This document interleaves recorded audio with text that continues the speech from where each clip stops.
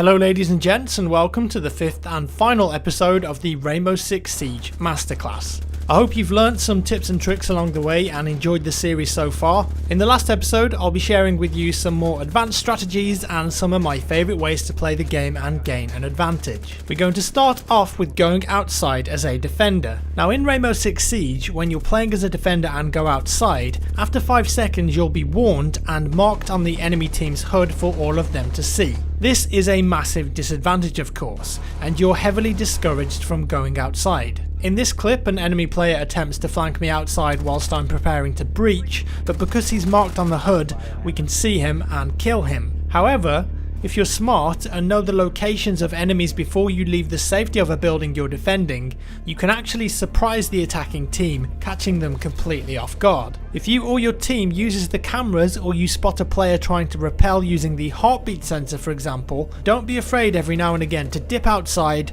go for a cheeky kill and then get back in again. Honestly, the amount of times I've caught people off guard with this tactic is surprising. You can also use outside routes to flank and get behind enemy positions. As long as you know that you can get out and back in within 5 seconds, they won't see you on the HUD, giving you a chance to exit a room when the enemy thinks you've got no possible escape.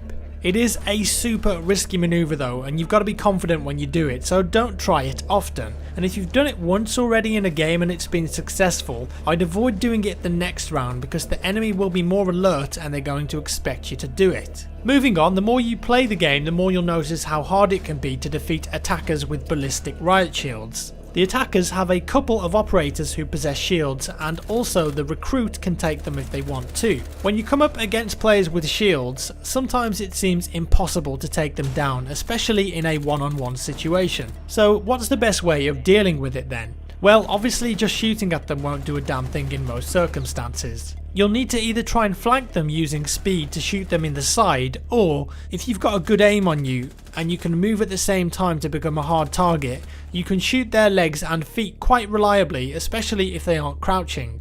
Aim low and go for the footsies, and also don't forget, as a defender you have access to nitro cells if you select them in your loadout. These are a fantastic counter for taking out shield players. If you see one coming through a doorway, think fast, throw the nitro cell and detonate it as soon as you know it's near the attacker. They're probably not going to move away fast enough and they're not going to be able to defend against it. Lovely jubbly. I can't stress the importance of remaining cool under pressure either. Even if a particular circumstance surprises you out of the blue, try and stay level-headed. Almost every gun in the game will kill in one hit to the head with a well-placed shot. Calm down, aim well instead of sprinting around and panic spraying. That ain't going to get you anywhere. Instead, if you get into the habit of quickly assessing each situation and picking your shots carefully, you'll more often than not come out on top.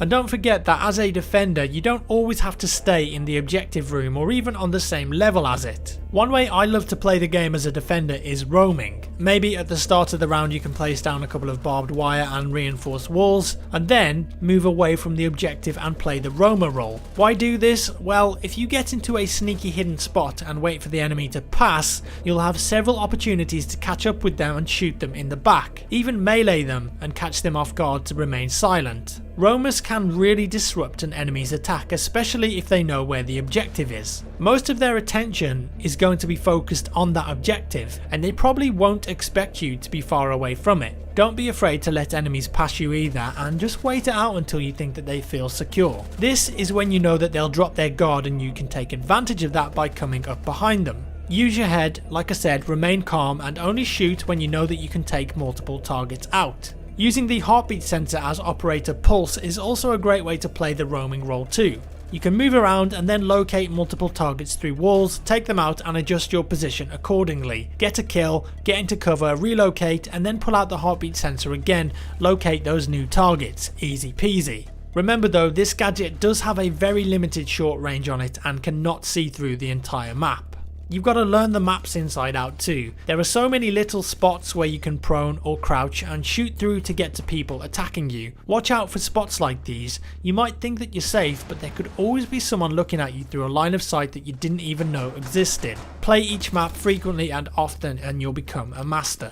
And finally for the series, I wanted to show you guys a clip that really stresses the importance of team play, communication and gathering intel. and this is from a recent live game in the open beta. I'm on the defending team playing as a roamer. My teammate Tommy is safe upstairs, and he's the other voice that you can hear I'm communicating with. Now he is actually safe in a barricaded room and accessing the cameras. He's talking to me, informing me, and spotting enemies for me that are near my position so I can be ready and take them out. Let's take a look. Anyone got eyes on him? Jack, there's one in the kitchen in front of you.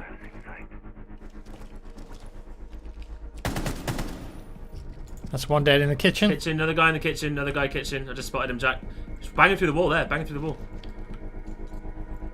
Take him out, Jack. Bang him through the wall. He's right on the other side. Oh, look, I'm spotting him right in front of you. Yeah, that's him there. Oh, nice, thank you. Anyone else? Yeah, in the main lobby. Yeah, lobby. Look, I just spotted him.